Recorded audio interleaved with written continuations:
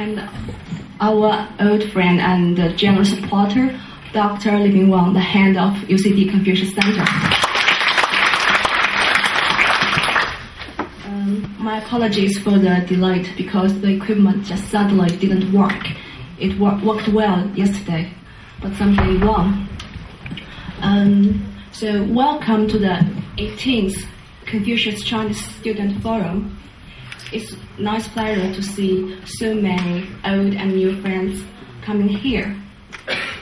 Today is a very special day, not just because we have so many friends with a distinguished academic background and distinguished guests, but also we have a good news to announce.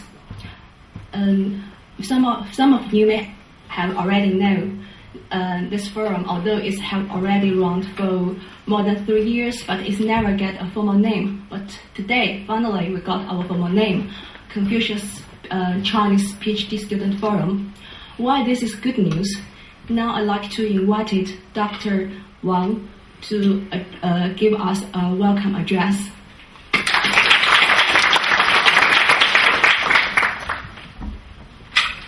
Okay, good afternoon, Dr. Brady and Pat, Cajo, students and colleagues.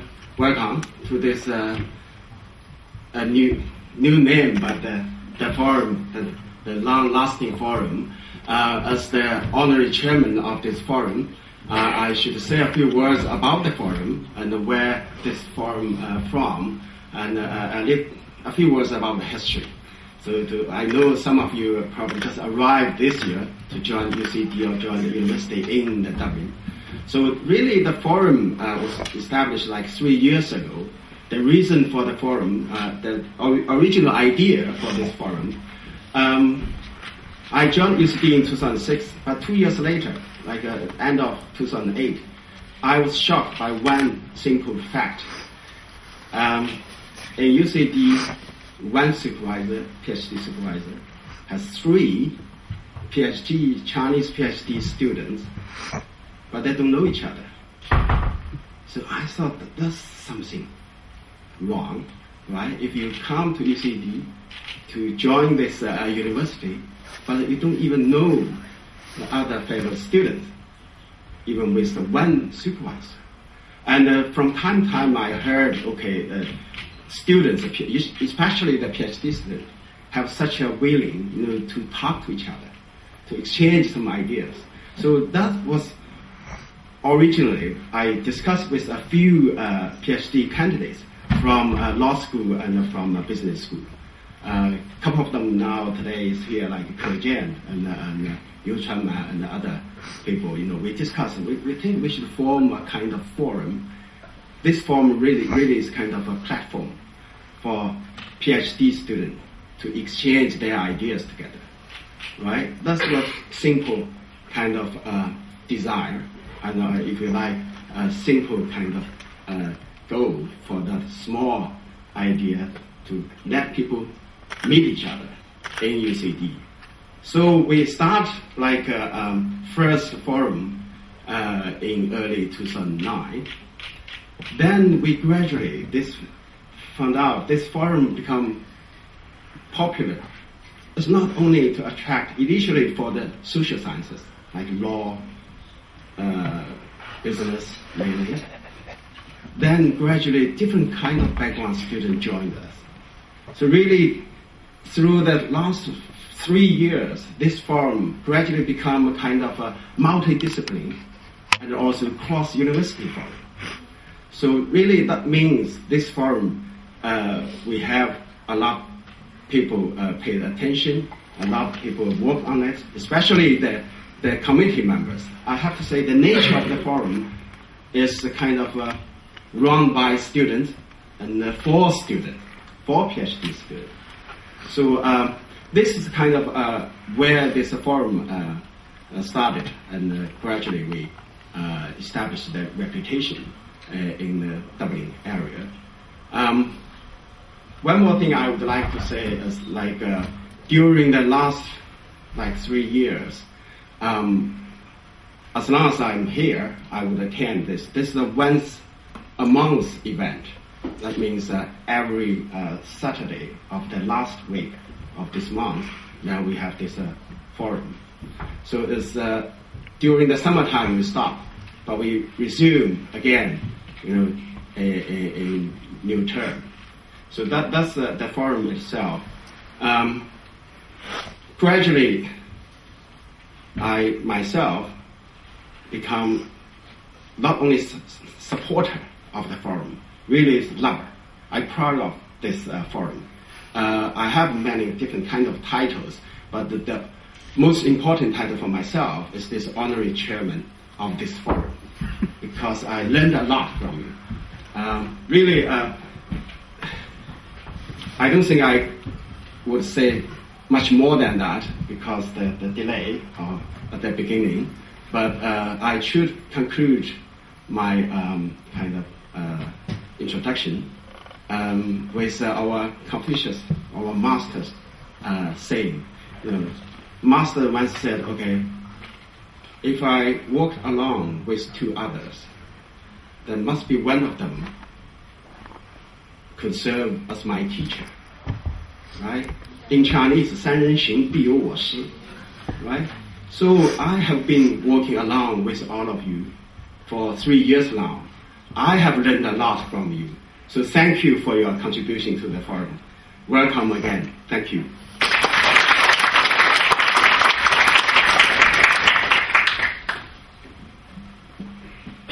Thanks, Dr. Wang, for your nice encouragement and generous support as always. Because of the delay, I just shortcut my introduction as well. So I just want to talk the most important reason why our forum could develop so quickly. Myself, I have already served for this forum for more than 2 years, and I really witnessed the rapid development. So what's the main reason? Of course, Dr. Wang's support and the hard work of the committee members here. But I think the basic reason underlying the rapid development is the enlargement of a special group, that is the Chinese research students in Ireland, and that's all of you are here. Like an old Chinese saying, you cannot cook without rice. So our forum cannot run without the academic contribution to every Chinese research student here. Some of you are attracted by the high quality Ireland education, like the students in Smurfit School. I'm sure the world-class training in UCD would guarantee their promising future for the rapid development service industry in China. And some of you who graduate after graduating from the top university in China were enrolled in the top labs and research centers, contribute their intelligence and hard work to the local research and teaching. Like one of my friends, he is a UCD student in the Department of Electronics, was elected as the most popular teacher assistant by the Irish student here. So the Chinese student excellency and hard working is well recognized here. And also many of you are just like me, we are government-sponsored students. We just benefit from this intergovernmental cooperation. Because I also serve as the head of the CSC student in Ireland, so I know this group quite well. This year is the 5th year of this cooperation between China and Ireland. And till now, there's about 120 students sponsored by the Chinese education ministries to doing their PhD degree here with multiple disciplines, ranging from the humanities, social science, technology, etc. Not long before in August, the first student here get his, the first CSC student just passed his viva from DRT, and he gave us a lecture to share his experiences to how to get a degree under such scheme. and the main media of China have reported this event. So now that PhD students become famous. So sending the excellent student to doing research in the industrious countries such as Ireland now is one of the priority development strategy of China. So I really hope President Brandy, professors, you could bring more local attention to this minority group, the Chinese research student here. Thank you.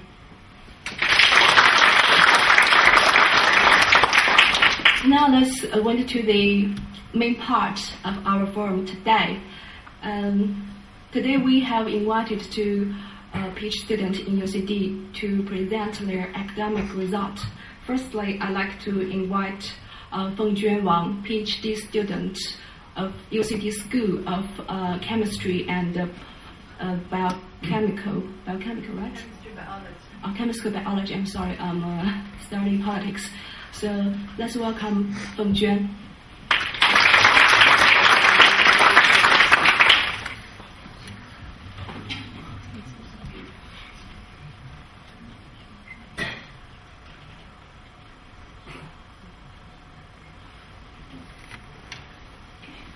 Thanks a lot, Zhang Chun. And good afternoon, distinguished guests, and good afternoon, ladies and gentlemen. So today, it's my great honor to be here and to talk about my work.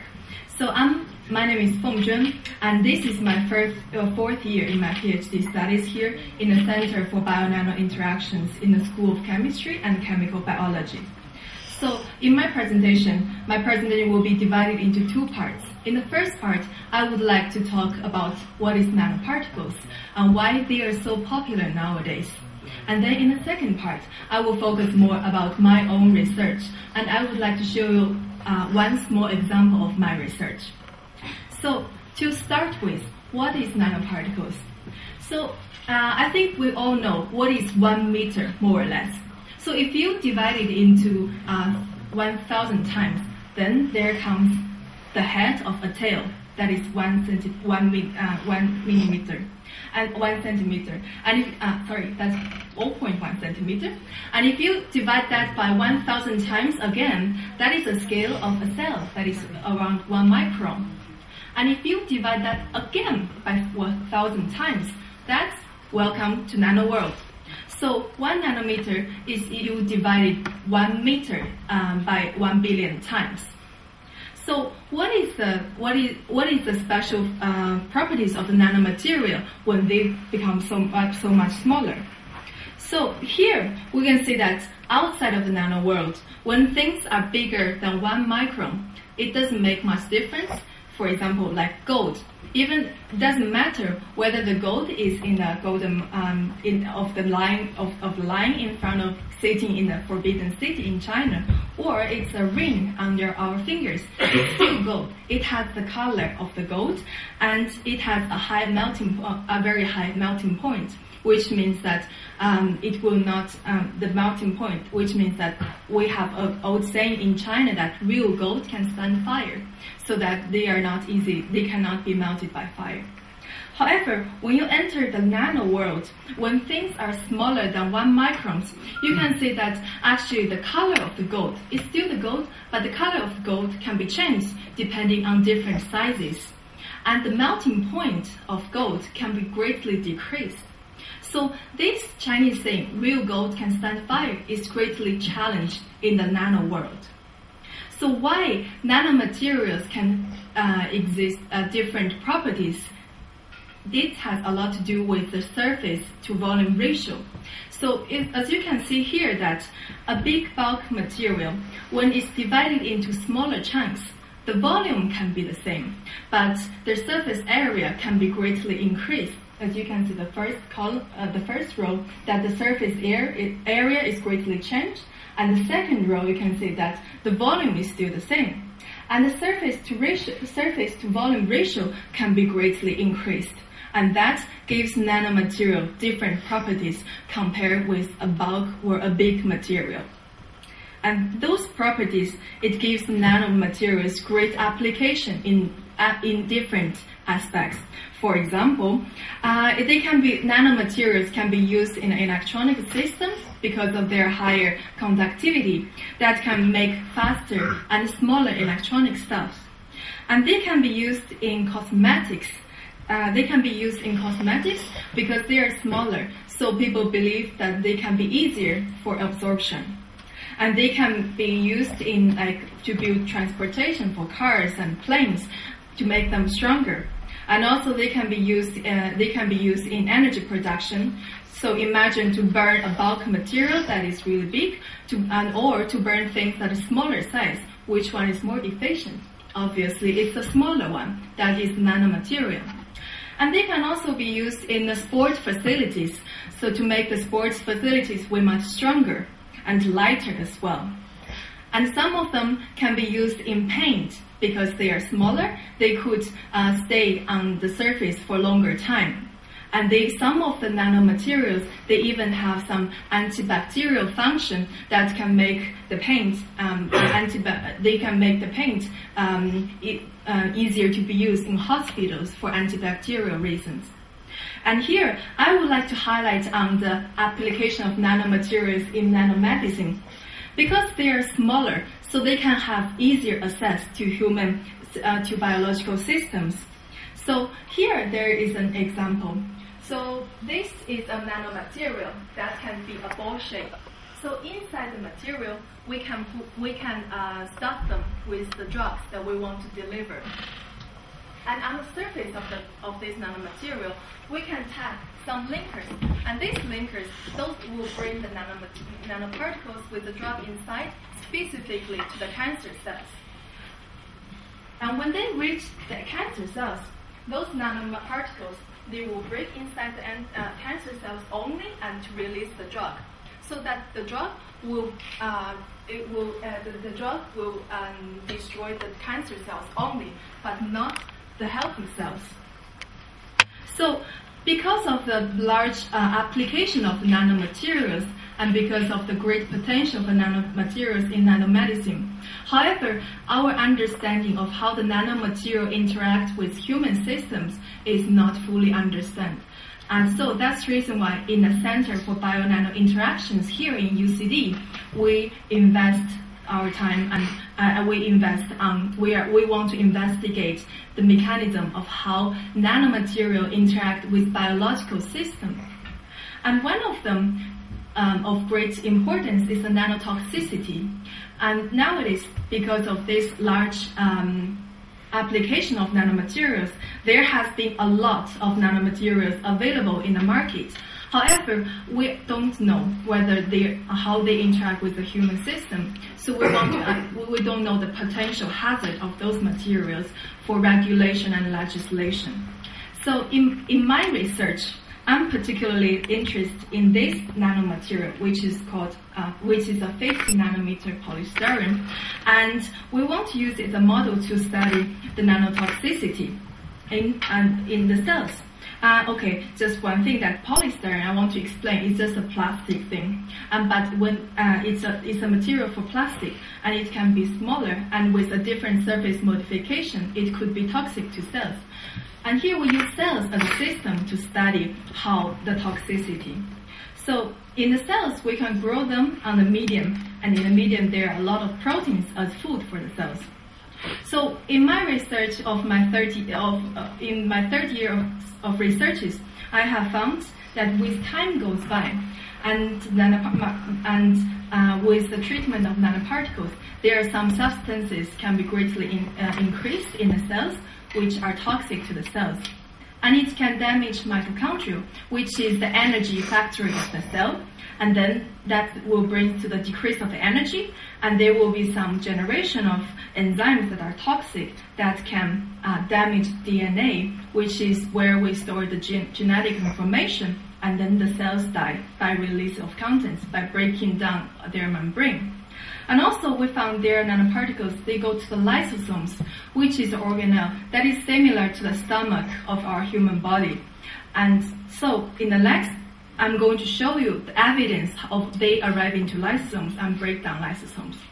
So before that, I would like to refresh you with a story that is about the Trojan War of the Greek tales. So the Greeks want to invade the city of Troy, but after 10 years, they don't even manage to go in. So they come up with an idea that is to give a Trojan horse, which is a horse is a big and empty horse. And so the Greek soldiers leave the horse just in front of the city of Troy, and then they left. So the people in the Troy city, they bring the horse inside. And they did not know that actually the Greek soldiers, they hide themselves inside this horse. So when it starts, so the Greek soldiers, the dangerous Greek soldiers, they come out from this Trojan horse and then destroy the city of Troy. So how does this relate to nanoparticles? So here that we know a cell is growing in the environment, there are in the medium where a lot of proteins are there. And we know that because of this special property of the nanomaterial, so when the nanoparticles is inside here, they will absorb all the proteins, a lot of protein on the surface of them. That we call it protein corona, which I think will be similar as a Trojan horse. So that the very dangerous nanoparticles, they are like the dangerous Greek soldiers. They hide themselves inside this protein corona, which could be the empty Trojan horse. And then they manage to go inside the cell with the cell membrane, which is like the wall, the city wall of the city of Troy. And then they will destroy the cells inside the cell. They will destroy the cells when they are inside the cells. So now we use this microscope to follow this process. So this is a special microscope that is connected to, it has a camera, and then we can take images of the cells with the camera. And if we take images, we can follow only a single cell, and if we take images every now and then, we can make a video. And to follow this, first we label the corona with the green fluorescence, which can be detected by the microscope, which means that, so now the Trojan horse is in green color.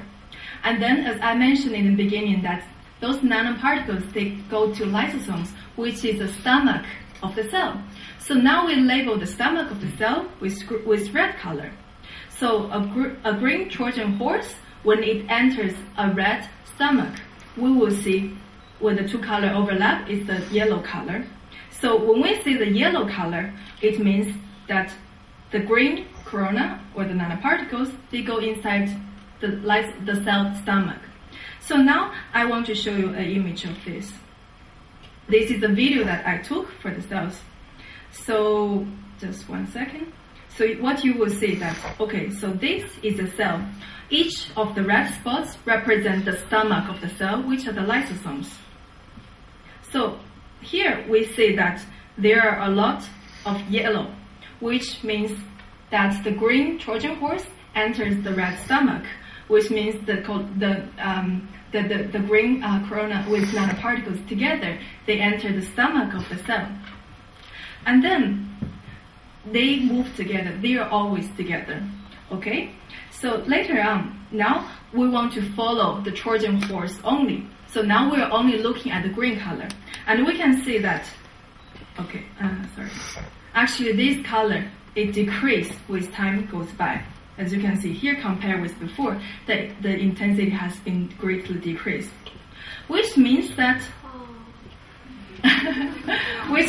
this Trojan horse, they are destroyed inside the stomach. This is understandable because in the stomach, when we eat food, there are a lot of acid and enzymes that will digest the food. The same of inside the lysosomes, that is the stomach of the cell, they will destroy this Trojan horse. That's where the toxic nanoparticles hide themselves inside, and then the toxicity of nanoparticles will be exposed. So we can also quantify that, and we can see with time goes by, the Trojan horse goes away. And what's the consequence of that is that the lysosomes or the stomach will be destroyed. As you can see that compared with the healthy lysosomes, a lysosome that is treated by nanoparticles, it shows a broken stomach wall, as you can see over there. So I would like to summarize again. So a nanoparticles inside a biological fluid, the nanoparticles is not naked. They will be covered by various proteins. And then what the cell sees is the proteins, and which we think is the Trojan horse together with the nanoparticles inside. The nanoparticles together inside the Trojan horse, they will enter the cells, and they will go to the stomach of the cells, and then the Trojan horse will be digested in the stomach, and the toxic nanoparticles will show their toxicity. So I would like to thank my supervisors, Kenneth Dawson and Anna Salvati, and all my colleagues who are involved in this work, and also the core facilities in UCD where I can do my experiments. And I would like to, and my special thanks to my colleagues who helped me with my presentation. And thank you so much for this forum where I can meet a lot of different people and broaden my vision of knowledge. Thank you very much.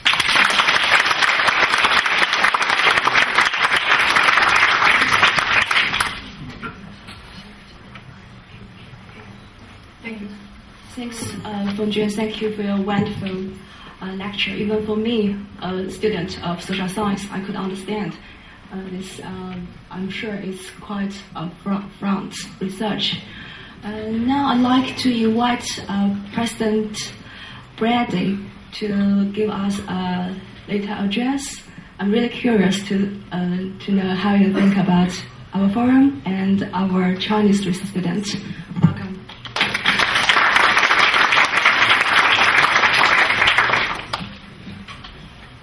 Good afternoon. I must come more often because I learned more about nanoparticles and nanotoxicity in the last 20 minutes than I've learned in 30 years. So,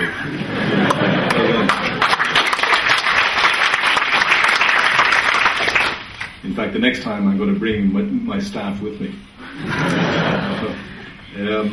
So I thought I appreciate that while... How many of you are PhD students in UCD? Just put up your hands. Good, so you really do. And just so I fully appreciate it, from Trinity?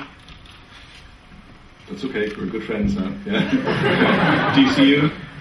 DCU, DIT, and Maynooth. Is there anybody from Maynooth here? Yeah, good. So you really represent all of the universities. Well, I'm president of UCD, so I'm going to tell you a few words about UCD first.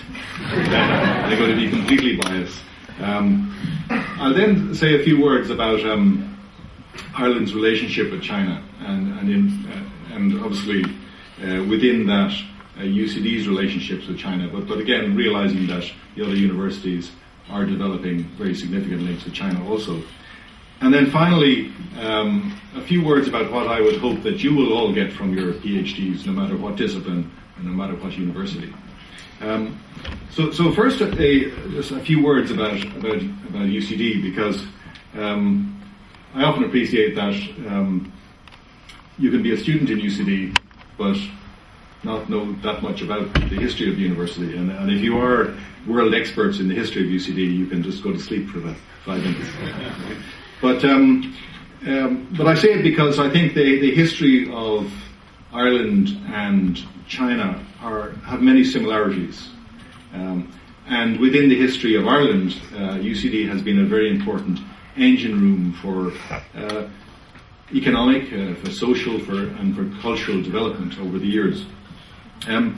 UCD was founded in 1854 by John Henry Newman, and it was originally established because at that time Ireland was under British rule, and Trinity at that time was a Anglican Protestant university, essentially associated with British rule. So at that time the Catholic Church in Ireland decided we need to give the Catholic middle class students an alternative to the Anglican Protestant tradition of Trinity College.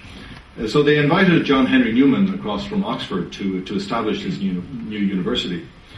Now, even though his the reason for him being called across was to establish a Catholic university, and that's what he established. He established the Catholic University of Ireland.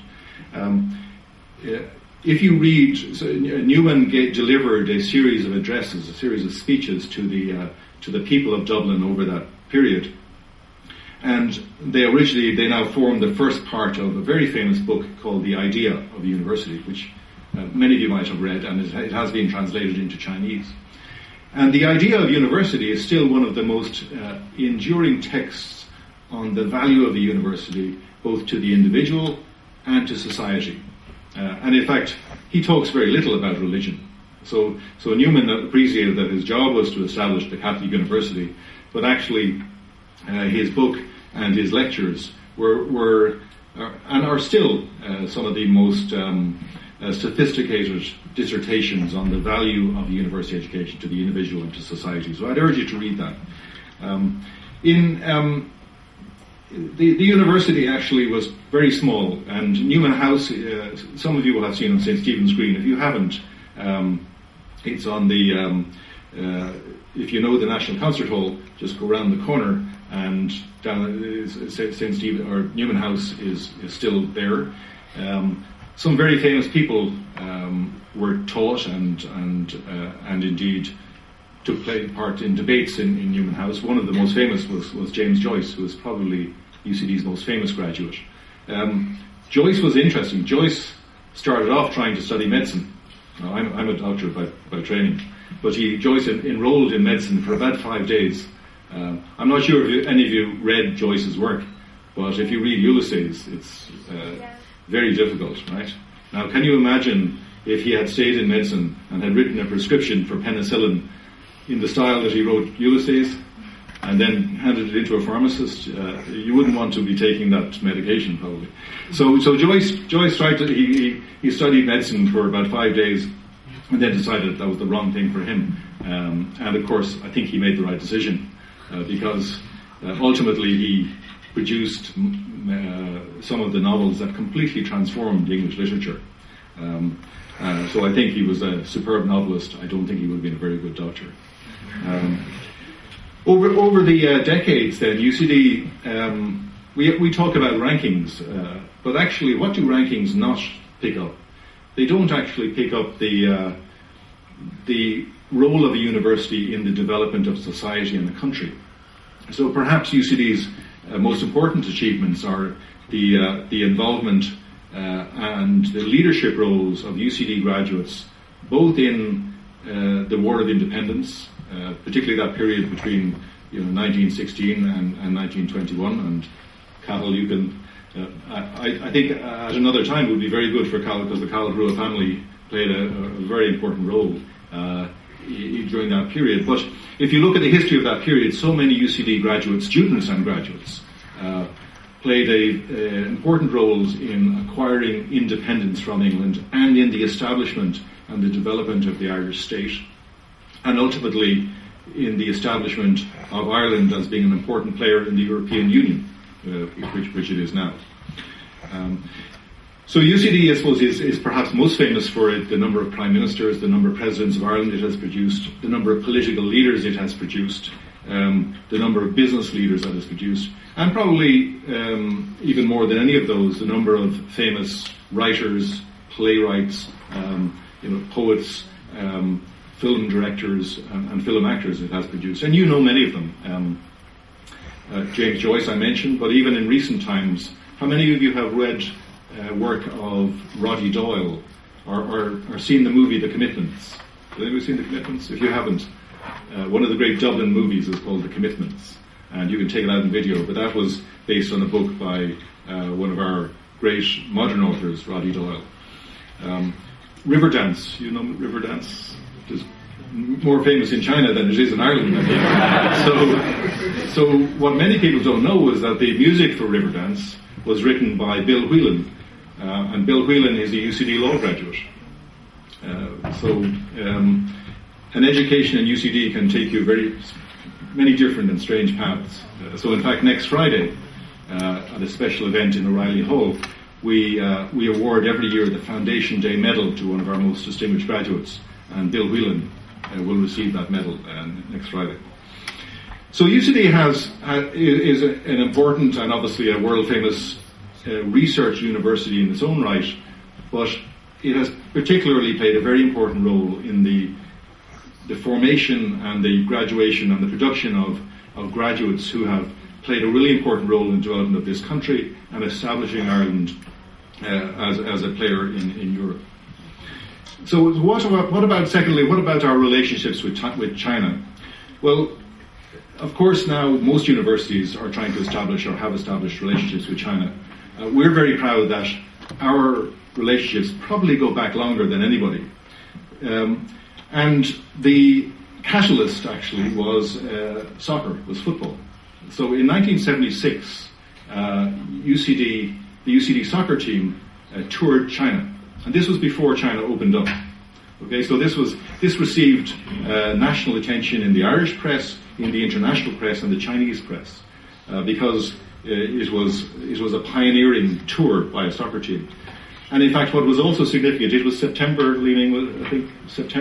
76. Yeah, 1976. Yeah, so it was actually during that tour of China that Chairman Mao died. So it was a very important, and it was not due to the UCD soccer team. The UCD soccer team did not participate. But it was interesting. It was a pioneering kind of cultural event that took place during obviously one of the most important events in China's recent history. And since then we have worked very hard to develop our relationships with China. And as many of you will know, they are multi-pronged. We're very proud to have Ireland's first Confucius Institute on this campus, which now not only teaches university students, but teaches Chinese language and culture to 50 secondary schools in the Dublin region. We're delighted that we have partnership agreements with so many of the leading Chinese universities. And we're delighted, obviously, that we were, I think, the first university to sign an agreement with the China Scholarship Council, which many of you have benefited from. Where are we taking that now? Well, we're very excited for two new initiatives. First, that UCD with Shenzhen University is establishing a health sciences institute in Shenzhen. And that relationship has been building over 2 years. And the second thing is that we are well advanced to developing an international campus in Beijing in collaboration with Beijing University of Technology. And we're delighted with the support and encouragement that the Mayor of Beijing has given us on this project. I had the pleasure of meeting him during the summer, and then he visited, as you know, the UCD campus just several weeks ago. So I think what we're looking to do is to establish very strong bilateral links with China, which will be sustainable over the years and will have multiple benefits. We are 8,000 kilometers apart, but we are also quite similar. We have both countries have for long periods of time lived under an imperial power, or indeed several imperial powers. Both countries are trying to progress from an agrarian society to a high-tech society in a very short period of time. So both countries, I think, really have a love of education, a love of literature, a love of music. And what we certainly find is when I visit China, your university presidents know how to give us a very good time. So both people from both countries, I think, are very sociable. So even though we are 8,000 kilometers apart, there are very strong binds, historical ties, socio-cultural ties, economic ties between our two countries. So finally, a few words on what I would hope that you would seek from your PhD studies in Ireland. Firstly, of course, whether you're in legal scholarship, or whether you're studying nanobiotechnology, or whether you're studying electronic engineering, you must, at the end of the day, have acquired world-class research skills and knowledge in those areas. So that of course requires a good supervisor, but particularly requires you to develop the skills and the competencies and the research outputs and the publications so that you are truly world-class in the area. I think maybe a difference between undergraduate and PhD training is much more of that is left up to you. Some supervisors are superb, some are good but not superb. But actually, I think it's up to you to look around the institution and indeed other institutions in the city and to really search out knowledge, search out the relative collaborators, search for the relative technologies that will help you become expert in your area. The second thing I would encourage you to do, and it's through events like this, is to seek out, is to be curious about other areas. So this is a wonderful example of it. Some of you might have only understood 10% of what was said earlier on nanoparticles. But perhaps in 10 years' time, you will be in Beijing or Wuhan or Shenzhen, and you, for some reason, might have started a company, and you're looking for expertise in nanoparticles. Well, you remember, I remember my friend, and you'll be looking for a business card and seeking out expertise in that area. You might start a company in nano industry and be looking for a very good intellectual property lawyer. And I met one budding intellectual property lawyer earlier on in this group. So I myself spent about 10 years in Harvard Medical School as a postdoctoral fellow and as a professor. But actually those connections, those experts in other areas that I met during that period, I still seek out. And we still have bonds that have endured over the many years after that. So while you may not appreciate it now, the friendships and the knowledge and the expertise that you become aware of in a group like this will provide you an invaluable network in 10 or 20 years to come. Finally, I would hope that you will use it as an opportunity not just to get to know Ireland, which is relatively small, but through UCD and Ireland, you have a lens through which you can start to understand Europe on the one hand. And again, you may start up a company, that wants to establish a European base, or you may be employed as a leader in a Chinese company, and your knowledge of Europe will be invaluable for that company. So Ireland, I think, is small, but it gives you a really interesting lens through which to view Europe. Secondly, as you know, we in Ireland pride ourselves because we look both east and west, and because there are 40 million Americans who describe themselves as Irish American. Again, Ireland is a very good place from which to view North America and to understand North America. So again, when you're on the campus here, you can attend events like this where you obviously get a Chinese flavor. But equally, I'd encourage you to attend lectures on European studies or lectures on American studies through the Clinton Institute. Because again, what you hope to do is to graduate from UCD or one of the other universities with world-class expertise in your field, with a network of friends and expertise that will serve you over the years to come. But finally, but very importantly, with a truly global perspective. And that global perspective will make you very competitive and very special in the workplace. Finally, I would hope that once you graduate, that those of you, particularly who graduate from UCD, would remain part of the UCD family. So I would hope that you will take this type of forum, and perhaps, whether it's Facebook or some other social media, that when you return to China, that you will create the UCD alumni network in China. That will both be a support for Chinese students choosing where to study. Of course, I hope that you'll persuade them, be powerful advocates for your alma mater, for UCD or one of the other Irish universities. But also that we increasingly will be looking for maybe workplace placements or internships or study abroad opportunities for Irish students. And again, I'd hope that you would, when you move back to China, that you would help us in establishing that type of a network. So those are the four things.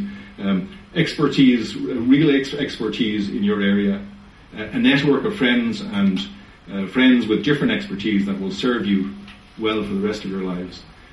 A global perspective, that you will be global entrepreneurs, global citizens, and ultimately that you will remain part of the UCD family.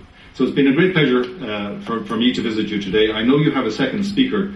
Unfortunately, I have to, after this session, I have to do a formal event at a rugby match in the rain. So I cannot stay for the second presentation, but I look forward to hearing about it. And you're very welcome to our campus, and I look forward to seeing you over the years ahead. Thank you very much.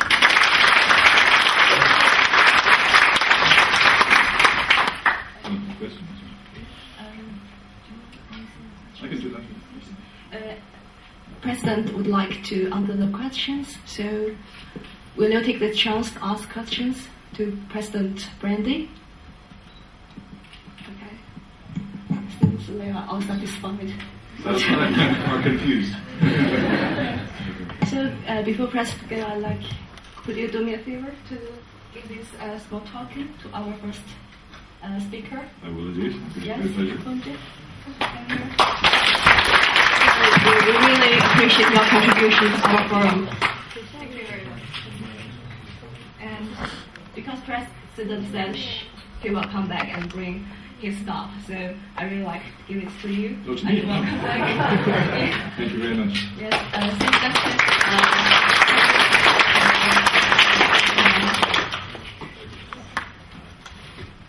coffee break, because this forum is always also for the social catch up.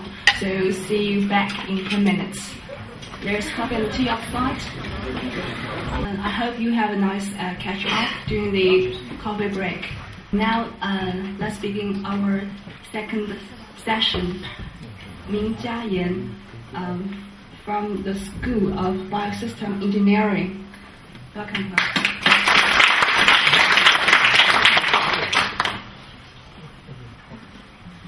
Thanks very much for John's introduction, and welcome back, everyone.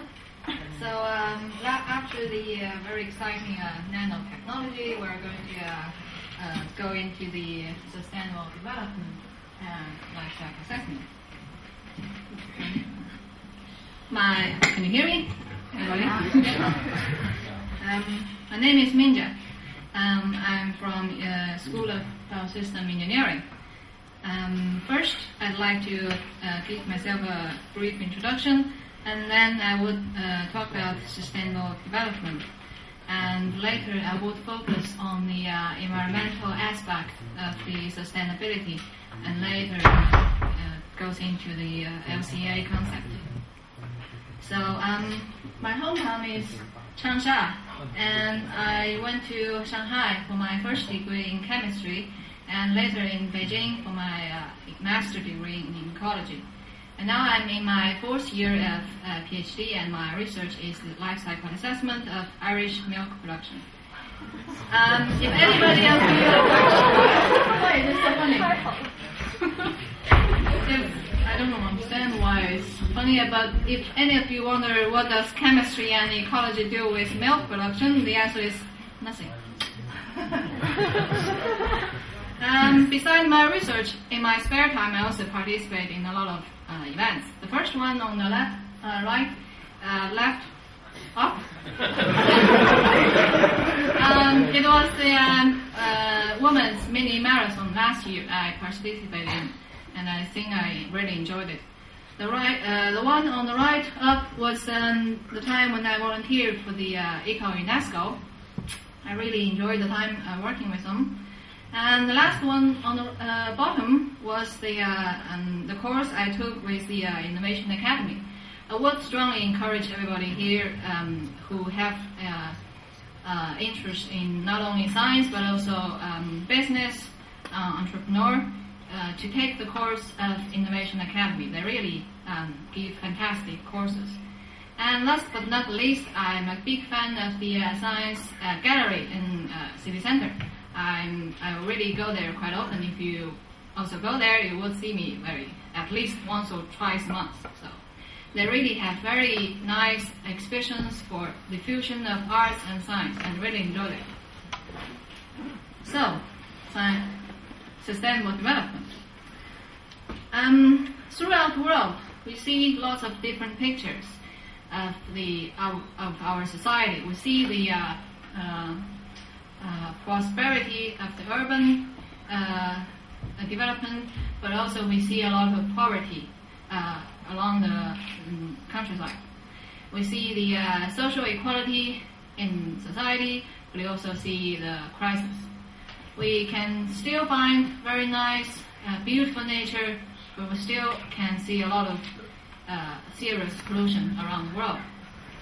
But among all these chaotic signs, when you just step one step outside, just imagine that you're looking at the Earth from the outer space. Imagine that. We only have one Earth here, and the Earth from the outside of from the outer space is just a very small, lonely, fragile ball on its own.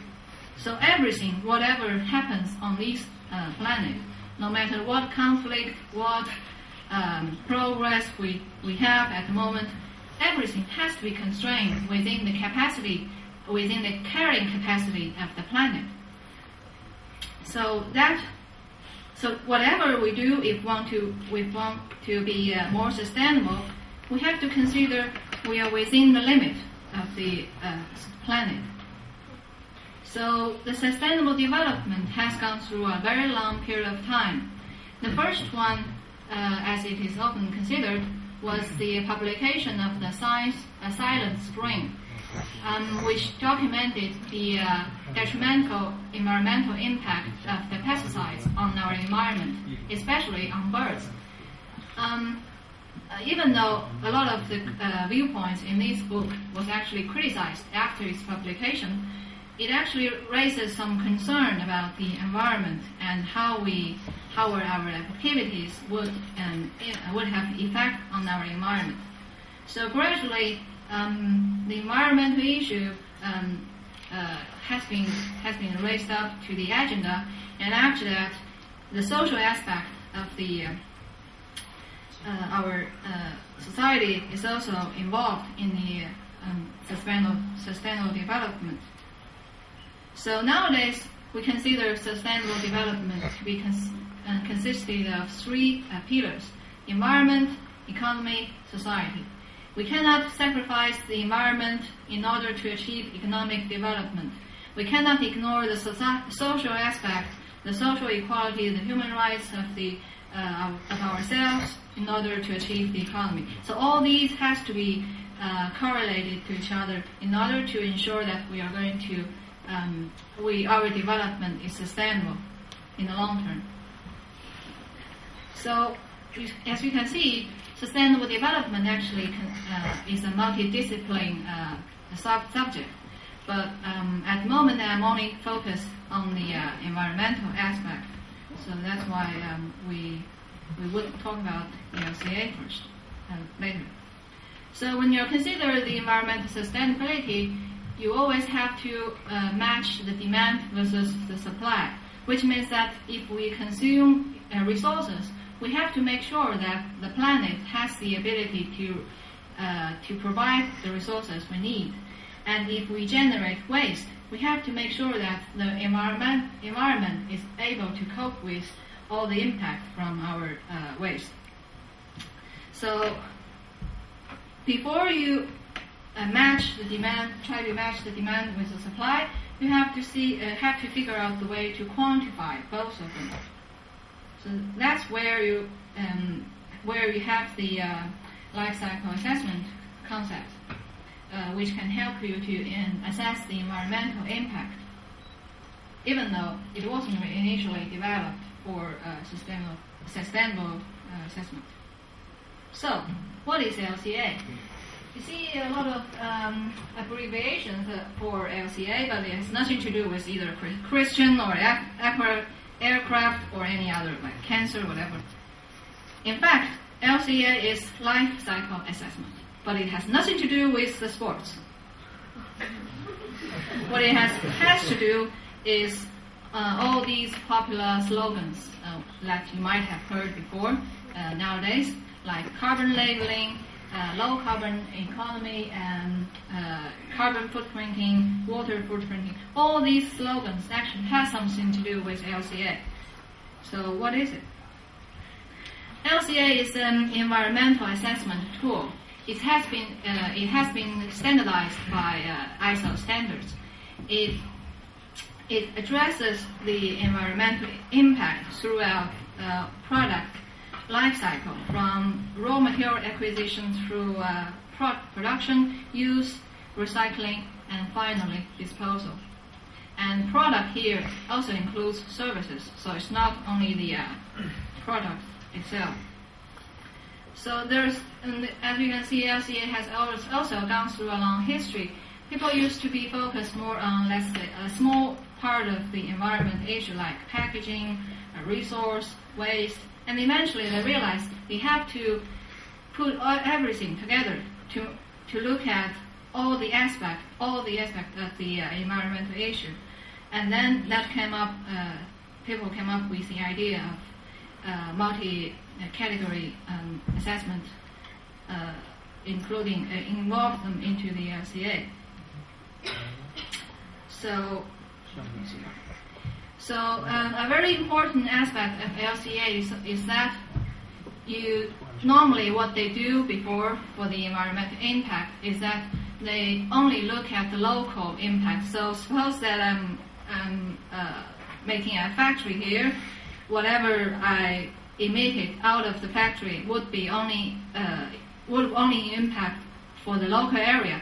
And then if I ship the product out of the factory to somewhere else, to another country, the consumers in that country wouldn't see the pollution in this area because it's far away from them. So normally they would think that out of sight, out of mind. So whenever that is not produced, not very closely involved, it's not my business.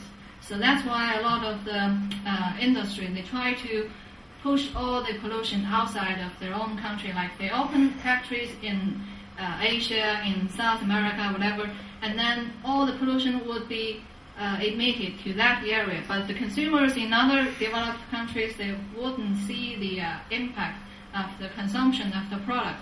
So that's a very important aspect of the LCA concept. That is, you have to look into all the pollution emission during the life cycle of the product. So no matter where it is, it's still part of the life cycle, and eventually the consumer of the product has to be responsible for that. So just consider, let's say, a life cycle of a tin of milk powder produced in England and consumed in China. What is the life cycle of that powder look like? Well, it starts not really from England, it starts from here, for there. Why? Because you need to grow the soybean. Used is as a feedstock for the cows. So you grow the soybean there by destroying the rainforest somehow, and then you ship the feedstock to England, where you have the cows happily enjoying the grassland, and then you process the milk into milk powder. And then you ship it all the way from England to China, somewhere maybe in Shanghai, and then you pack the powder in some factory, you transport it into supermarket and eventually consumed by the baby, and then the package of the powder has to be recycled, hopefully.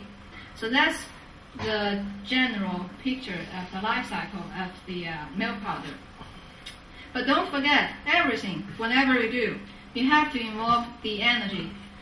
Every step in that process would have to involve energy, and all the energy would eventually come from oil extraction or mining. And then, if you include all the processes from production, consumption, waste management, including all them all together, that would give you a full picture of the life cycle of the milk powder. So to do an LCA, first you collect all the environmental information about the emission, the pollution, whatever, and then you classify them into several categories. You see climate change, resource, acidification, eutrophication, toxicity, and ozone depletion. So, and you classify them to different categories. So LCA is also multi-category. It's not only about climate change, it's not only about toxicity, it's about all of them. And then cautious decision is often made at the midpoint, because the further away you go to the endpoint, trying to aggregate all these categories into one single score, it's more uncertain for you to make a decision. But however, if you have single score, it does help you to kind of compare these two. So, for example, we have a glass, we have a bottle. They're not directly comparable, I'm afraid, but just as the example. So which one would you think is much more environmentally friendly for you to drink? Glass or bottle? Why?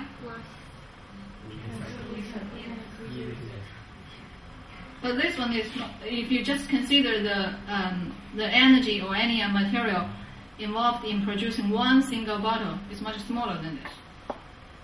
So. But what if you just throw it away after? Because at least, also if you want to clean it next time, you need to use detergent. Everything has to be considered in it. So it's not that directly easy for you to derive easy comparison.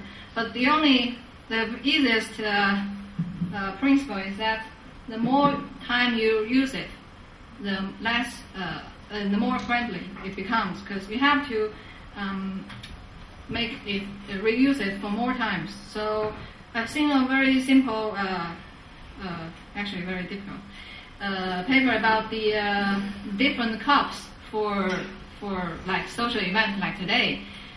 They conclude that if you use, let's say, glass like this or other cups, you have to use it more than 50 times in order to beat the plastic ones.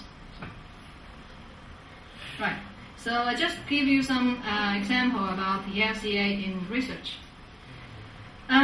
Because we are now running out of the fossil fuel, so biodiesel becomes much more popular nowadays. Actually, you can even have biodiesel in the petrol station in China. So if you are going to compare the whether biodiesel is more sustainable, environmentally friendly compared with the fossil diesel, we have to consider the life cycle of the both of them. So both of them have to be going through the refinery, and the fossil diesel eventually from the oil extraction. And there are several steps for you to get biodiesel. The first generation biodiesel is produced from the food crops, for example, maize, and also rapeseed. The second generation, because there's a lot of progress in the biodiesel, so there's already more than one generation. The second one is from the non-food crops, for example, switchgrass. The third one is from algae. However, it looks much nicer, maybe compare the algae with the crops, but in order to, you have to consider the supply with the demand. So if you are going to produce biodiesel from algae to support the whole industry, you're not going to stop with the flux like this in the labs. You have to be cultivate them in huge amount of places. So essentially, you have to take into account the supply. So is the biodiesel more friendly than the fossil diesel? So which one would be more friendly? LCA can give you some idea. So it looks scary, but try to figure out how to do that. The first one on the left, the x-axis is the kilogram of CO2 equivalent per megajoule, which means that if you want to have 1 megajoule of, if we want to generate 1 megajoule, how much greenhouse gas it would emit. You see the algae, switchgrass, rapeseed, they all have a range. There is not one single value that how much emission would be generated. It's a range because the LCA, a lot of people have done the LCA, so they don't really always get the same figure. So you see there's a range, and it looks like switchgrass is slightly better. The red line is the fossil reference. So the fossil actually is somewhere in between of them. So the switchgrass looks better. When you come to the second graph, it's about the energy intensity, because you need energy to get energy out of it. So you first need to invest energy and then you harvest the energy. In terms of that, the energy intensity, all of them would be lower than the red line, which is the fossil reference. But still, there's a large variation of the feeder. The last one, we don't have the intensity for the fossil fuel, but just look at the difference of the three. They're all the same: algae, switchgrass, rapeseed. So the algae actually has smaller land intensity compared with the food or non-food crops, but still the range is huge. So as you can see, the first point is that environmental sustainability should consider more than one concept. So it's not only the energy, it's not only the greenhouse gas. What happened? Sorry. Right. It's not only the energy or greenhouse gas, it's also the land and some other aspects that are not included in this graph. So, and also, as we can see, there's a very large range, so you don't really always get one single factor, one single value for algae or switchgrass or rapeseed, because a lot of people have done similar study about the energy intensity, greenhouse gas intensity, etc., but they don't always get the same conclusion. Some people will say, oh yeah, algae is better because it has a lower land intensity, but some other people would come up with very different results. So in the research area, LCA is still highly debated in terms of the methodology and in terms of interpretation. Let's see some business aspect of the LCA, because LCA nowadays is really popular in the commercial area. So a lot of companies try to use LCA for their business. The first one is Apple. How many of you have an iPhone? You should go to their website to see they have presented the environmental performance for all of their products. So, how much greenhouse gas? Yeah. How much greenhouse gas would be generated within the whole life of the phone? The answer is about 45 kilogram CO2 equivalent. It's more or less the same as some of the body weight of the girls here. So it's actually not really small. It's massive. But still, you have to consider maybe iPhone is better than other phone. So that's the selling point. That's exactly the selling point. They try to present that, oh yeah, we have the profile of our environmental impact, so it's better for customer to choose our products. But how did they come up with the 45? I don't know. Right. The second example is Puma. So the shoe box used to be like this, it's very common. And then they try to see how can we reduce our environmental impact for our shoe box rather than our shoe. They came up with a new idea. So now it's not only the box, you get another shopping bag. And by transferring from the old box to the new bag, you can save how much? 65% paper reduction. And if you consider how many shoe box or how many shoes they sell every year throughout the world, they said that they can potentially save so much amount of energy and materials. That's a huge saving. And by presenting that through the application of LCA, they actually increase their environmental profile. Yeah, by the way, you get a new shopping bag. Last but not least, let's see how LCA is being applied in the political estimate. Yeah. So European Commission has been encouraging the sustainable production and consumption focused on life cycle thinking. And France has already launched this year in July the eco-labeling, they call it national experiment of labeling based on simplified LCA. So they invited over thousands of companies in France, over 60,000 types of products to use LCA thinking to label the products. So nowadays if you go to a French market, in France, let's say you just pick up a product on the shelf, you might already see is there anything here? No? You might already see the labeling somewhere, like these, not really these, but some labeling on the product to say that how much emission, how much energy, how much resources is required for you to get that product. And in UK, they already have the carbon trust labeling used as a feed.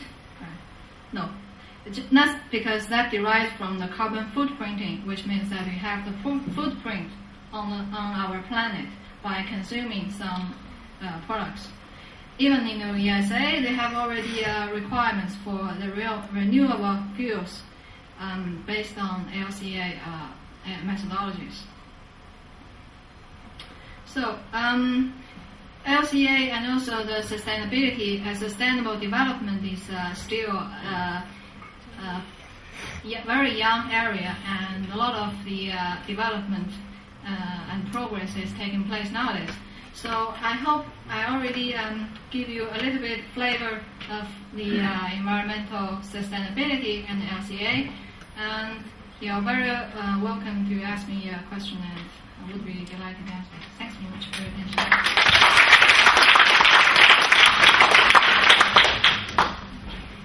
Thanks, Mija, for your research. For your presentation. Now we know how to build a friendly, environmental friendly world better. So for the time's sake, we'll take a 5 minutes question and answer session, and after that, I would like to ask Professor Cahill and Professor Walsh to give us an address on how you think about this forum and Chinese students. But now we personally take a 5 minutes question and answer session. So any questions?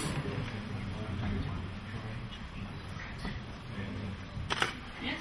Wow, I think you went in LCA and you use the same way to every fuels and waste that consumed, because you use the volume, like how many kilometers of CO2 and how many kilometers of SO2. Well, there is a price for each consumption, one consumption, and as well as the waste, the production of this waste. So, why do you give the same weight to each waste? You mean why do I use the same weight? Because you use the volume. You use the volume, Kilogram. but they have different impact on the environment. For example, the sulfur may have a greater the worse impact on the environment than the carbon dioxide. Well, you use the volume of each. I'm not sure if I explained there it. There is this one maybe. Procedure. Yes, this one. Yeah, this is a very good point. I mean, actually, the greenhouse gases only belongs to the first category, which is climate change. So when you are comparing climate change, I mean, let's say you are comparing these two products to see how they perform in terms of climate change, you have to use the same unit, which is kilogram. Well, how can you use just one index? You can't use one index for the whole this life cycle. That's where you get, it's already blocked by the debate goal sign here, is that what they call it single score. So, for example, when I'm trying to compare these two, I have these 6 categories. In each category, they have a score. And then maybe for one category, this is better. For the other category, this is worse.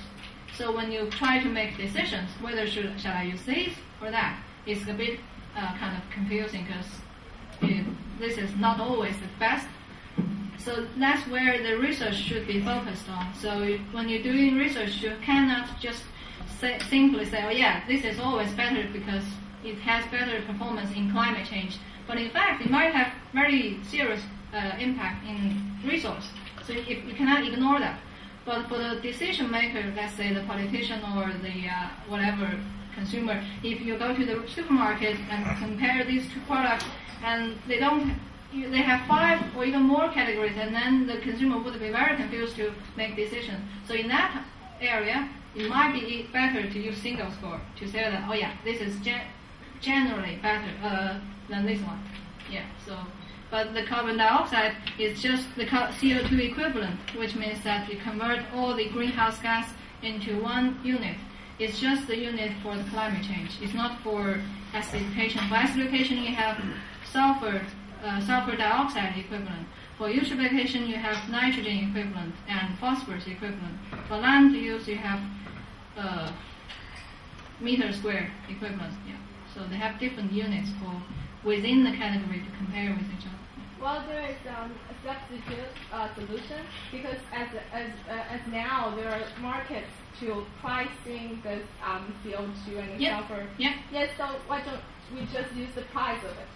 Because we have some committees they make a decision of the total quantity of the product of this gas. Yeah. Maybe this gas waste. Mm-hmm. And then there's a market for each of these waste, and then you have the price. Yeah. And if you produce this product and you pay the price, Yeah. So we just compare the price of each product. And that's more about which one is more. Yeah, you can do that for economic research as well, but I'm focusing more on the environment, which is likely to another angle of the issue. So you can put a price, yes, to make to kind of use an incentive for people to make decisions. That's one of the benefits for the pricing product. But the one thing is that carbon dioxide have impact on climate change, but fossil dioxide doesn't. So they're not exactly in the same category. So if we're talking about sulfur dioxide, it actually has more impact on the acidification. So they are firstly in different category, even though they can, in fact, influence each other somehow. And the other thing is that the pricing is a good point to help you make a decision. But I would argue that how much money would you pay for damaging the rainforest? This is priceless. You can't really say, oh yeah, I'm willing to pay for the price because I just have too much money. I can do whatever I like. I can destroy whatever I can. It's not that kind of. Yeah, there is ethical issue there, and also the price is fluctuated. Sometimes people are more rich. They want to be more concerned. When they're poor, they have to get the jobs first rather than worrying about anything else. So I would say economic aspect is slightly more kind of fluctuated rather than